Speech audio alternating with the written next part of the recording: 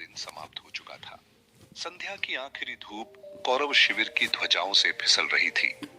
रात्रि अब भी गहरी नहीं हुई थी, पर मौन भारी था। कौरव शिविर के एक एकांत कोने में दो ऐसे पुरुष आमने सामने थे जिनके मन में युद्ध से भी पुराने रहस्य दबे थे।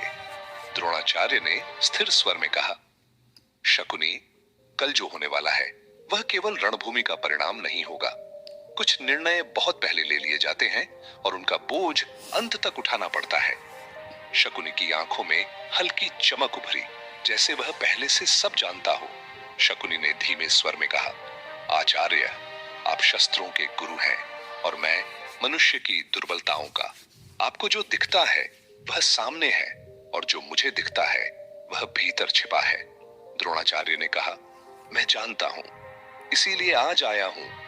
कल मैं जीवित रहूं या नहीं, पर यह युद्ध जिस दिशा में बह रहा है उसकी जड़ें केवल रणनीति में नहीं है। शकुनी ने कहा, आप जड़ की बात कर रहे हैं तो फिर शाखाओं से क्यों डरते हैं आचार्य? यह युद्ध उसी दिन हार गया था जिस दिन अपमान को मौन सहमति मिली थी। द्रोणाचार्य ने गंभीर होकर कहा, तुम अपमान कहते हो और मैं उसे अपनी सबसे बड़ी भूल मानता हूं। मैंने राजधर्म के आगे गुरु धर्म को झुका दिया। उसी क्षण यह युद्ध अपने मार्ग से भटक गया। द्रोण की दृष्टि पहली बार डगमगाई। शकुनी ने हल्की मुस्कान के साथ कहा, भूल केवल आपकी नहीं है, हर वह व्यक्ति दोषी है जिसने अन्याय को आवश्यक मान लिया। द्रोणाचार्य ने कहा, और तुम शकुनी, तुम्हारी दृष्टि इतनी तीखी कैसे हुई? तुम केवल पासा नहीं फेंकते, तुम मनुष्य को पढ़ते हो। कुछ पल का मौन, फिर शकुनी की आवाज बदली, कम, भारी। शकुनी ने कहा, क्योंकि मैंने मनुष्य को टूटते देखा है आचार्य, हंसते हुए नहीं, धीरे धीरे मिटते हुए। शकुनी की दृष्टि जैसे वर्तमान से कट गई। शकुनी ने कहा, हस्तिनापुर की कैद, जहां हमारे लिए न दिन था न रात, हमारे घर जला दिए गए, स्वतंत्रता छीनी गई और भोजन, वह भी एक परीक्षा बन गया। द्रोणाचार्य ने कहा, मैंने सुना था पर कभी जाना नहीं। शकुनी ने कहा, क्योंकि यह सुनाने की कथा नहीं थी, वह एक चयन था। हमारे परिवार में एक ही नियम था, जो सबसे अधिक सह सके वही बचे। द्रोण की मुट्ठी अनायास भींच गई। शकुनी ने आगे कहा, मेरे माता पिता, मेरे भाई, मेरी बहन, सबने अपना हिस्सा मुझे दे दिया और मैं अंत में बचा। द्रोणाचार्य ने धीमे स्वर में कहा, तो यह युद्ध तुम्हारे लिए केवल कौरवों का नहीं है। शकुनी ने कहा, नहीं, यह उन लोगों की आवाज है जो बोल नहीं सके, और यही कारण है कि मैं पीछे नहीं हटता। कुछ क्षणों के लिए दोनों मौन रहे। द्रोणाचार्य ने कहा, एक रहस्य मैं भी जानता हूं शकुनी, यह युद्ध इसीलिए भटक रहा है क्योंकि यहां हर कोई जीत चाहता है, पर कोई प्रायश्चित नहीं। शकुनी ने गंभीर होकर कहा, और यही सबसे बड़ी भूल है आचार्य। जहां पश्चाताप नहीं होता वहां परिणाम क्रूर होते हैं। द्रोणाचार्य ने अंतिम स्वर में कहा, कल जो होगा वह मेरी परीक्षा होगी, और तुम्हारे अतीत की। न द्रोणाचार्य ने मुड़कर जाना चाहा। शकुनी ने पीछे से कहा, आचार्य, कुछ युद्ध रणभूमि में नहीं हारे जाते, वे भीतर ही समाप्त हो जाते हैं। द्रोणाचार्य ने स्थिर स्वर में कहा, शकुनी, आज मैं तुमसे वह जानना चाहता हूं जो किसी शास्त्र में नहीं लिखा। तुम केवल घटनाओं को नहीं मोड़ते, तुम मनुष्यों को पहले ही हारता हुआ देख लेते हो। यह दृष्टि तुम्हें कहां से मिली?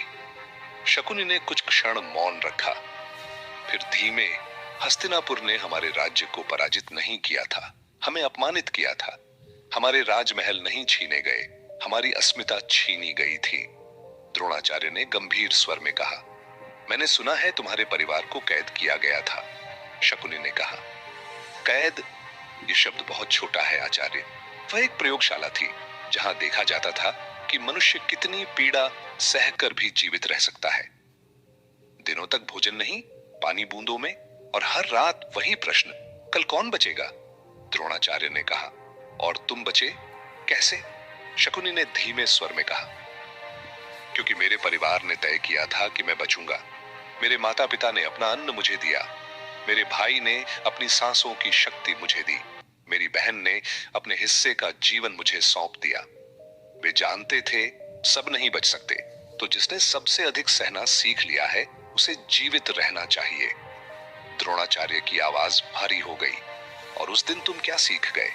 शकुनी ने उत्तर दिया, मैंने यह सीख लिया कि मनुष्य शरीर से नहीं, आशा के टूटने से मरता है। मैंने देखा, जो पहले रोता है वह पहले मरता है, जो क्रोध करता है वह जल्द थकता है, और जो मौन हो जाता है वही सबसे लंबे समय तक टिकता है। द्रोणाचार्य ने कहा, इसीलिए तुम मौन को हथियार बनाते हो? शकुनी ने कहा, हाँ, और प्रतीक्षा को। पासा फेंकना मेरे लिए खेल नहीं है, वह स्मृति है। हर चाल में मैं देखता हूं, कौन अधीर हुआ, कौन लालच में आया, कौन स्वयं को ही धोखा दे बैठा। द्रोणाचार्य ने कहा, तो यह युद्ध? शकुनी ने बीच में कहा, यह युद्ध उसी दिन भटक गया था जब हस्तिनापुर ने यह मान लिया था कि विजेता को सब कुछ करने का अधिकार है। आपने गुरु होकर अन्याय सिखाया। भीष्म ने मौन को धर्म मान लिया, और दुर्योधन, उसने अपमान को अपना स्वभाव बना लिया। द्रोणाचार्य ने धीमे स्वर में कहा, और तुम? शकुनी ने कहा, मैं केवल स्मरण हूं, मैं वह परिणाम हूं जिसे लोग इतिहास समझकर टाल देते हैं।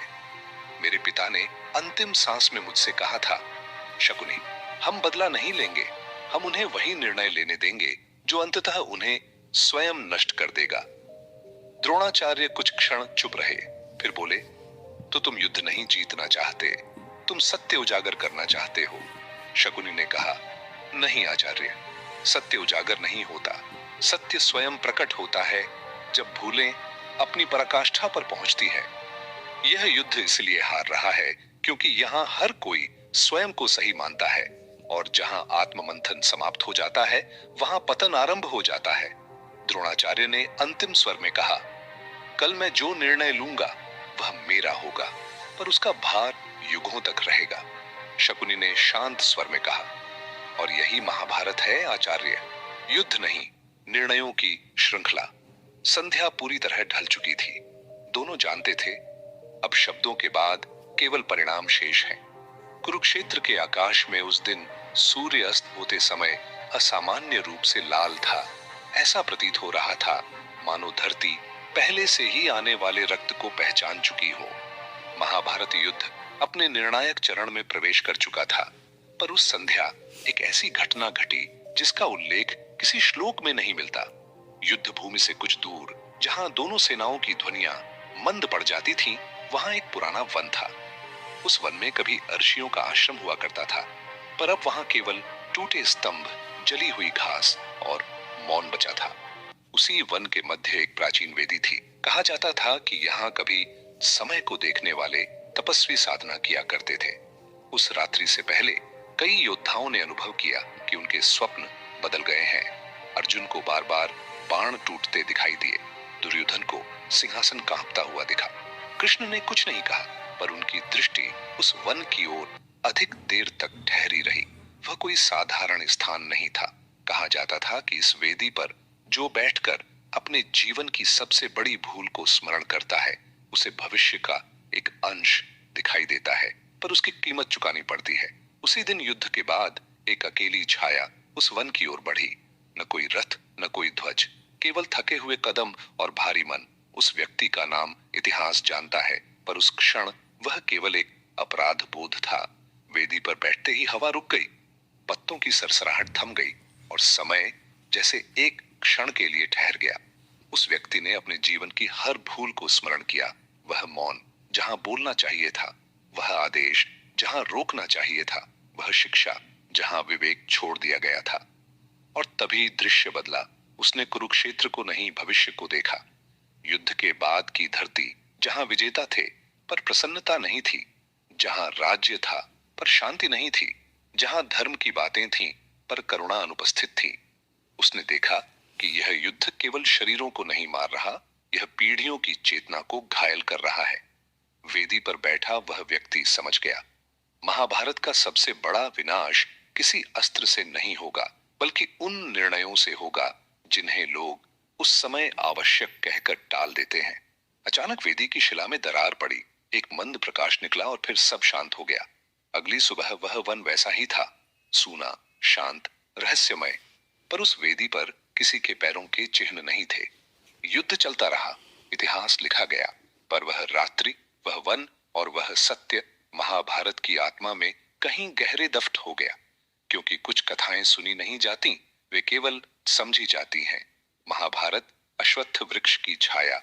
कुरुक्षेत्र के पश्चिम में एक अकेला अश्वत्थ वृक्ष खड़ा था। युद्ध भूमि से बहुत दूर नहीं, फिर भी वहां तलवारों की गूंज नहीं पहुंचती थी। कहा जाता था यह वृक्ष युद्ध से भी पुराना है और मनुष्यों से अधिक देख चुका है। युद्ध के प्रारंभ से ही दोनों सेनाओं के घायल योद्धा अनजाने में उस ओर खींचे चले आते थे, कोई जल मांगने, कोई प्राण छोड़ने। पर उस वृक्ष की छाया में मरने वाले के मुख पर भय नहीं होता था। यही सबसे बड़ा रहस्य था। 14वें दिन की रात्रि के बाद, जब आकाश अभी नींद में था, एक युवा योद्धा वहां पहुंचा।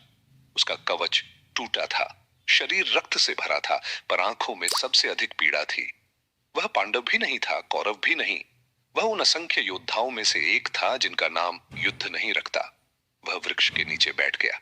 सांसें भारी थीं और मन युद्ध से भी अधिक घायल। उसने स्मरण किया, वह इस युद्ध में धर्म के लिए आया था, पर उसने केवल आज्ञा का पालन किया। वह सत्य के लिए लड़ा था, पर उसने प्रश्न नहीं किए। अचानक उसे लगा जैसे वृक्ष की जड़ें हिल रही हों। न हवा चली, न पत्ते गिरे, फिर भी उस छाया में कुछ बदल गया। उसने अपने भीतर एक स्वर सुना, कोई आदेश नहीं, कोई उपदेश नहीं, केवल एक अनुभूति कि युद्ध समाप्त हो सकता था यदि हर योद्धा अपने भीतर का युद्ध पहले लड़ लेता। उसकी आंखों के सामने दृश्य बदला। उसने देखा युद्ध के बाद का कुरुक्षेत्र, जहां हड्डियों पर घास उगाई थी, जहां बच्चे खेल रहे थे, पर उन्हें यह नहीं पता था कि नीचे क्या दबा है।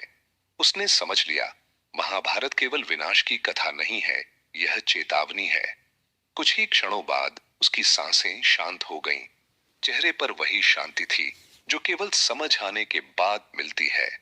सूर्योदय हुआ, सेनाएं फिर तैयार हुईं। कोई नहीं जानता था कि उस वृक्ष की छाया में एक साधारण योद्धा महाभारत का सबसे गहरा सत्य समझ चुका था। और अश्वत्थ वृक्ष वह अब भी खड़ा है, मौन, साक्षी। युद्ध अपने अंत की ओर बढ़ चुका था। कुरुक्षेत्र की भूमि, जो कभी धर्म की चर्चा का केंद्र थी, अब स्मृतियों और परिणामों का भार ढो रही थी।